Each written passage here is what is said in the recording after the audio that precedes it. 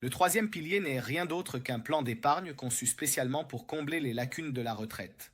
Il s'agit donc fondamentalement d'un plan d'épargne à long terme qui peut être souscrit sous deux formes, le 3A et le 3B.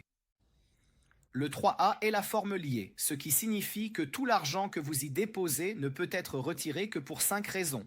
L'achat d'une maison en propriété, un départ définitif à l'étranger, l'ouverture d'une activité indépendante, en cas d'invalidité et en cas de départ à la retraite. Ce sont généralement les principales raisons pour lesquelles on puise dans une épargne de ce type. Mais quel est l'avantage de se lier ainsi? C'est que cela permet une déduction fiscale. En effet, vous pouvez verser jusqu'à 7 258 francs par an et le déduire de votre revenu imposable.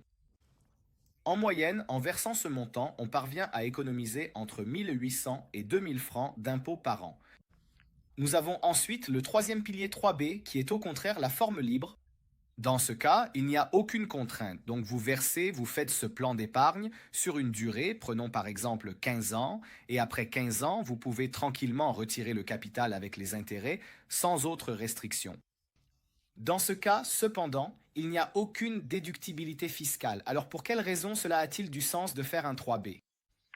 Eh bien tout d'abord, si je ne suis pas d'accord pour faire une épargne qui me contraint pour les raisons que nous avons évoquées précédemment, cela pourrait être parce que le 3A n'est pas suffisant pour combler les lacunes de la retraite, et par conséquent, je dois planifier de verser davantage. Le 3B est aussi un instrument qui me permet de me protéger dans le domaine de la faillite et de la succession.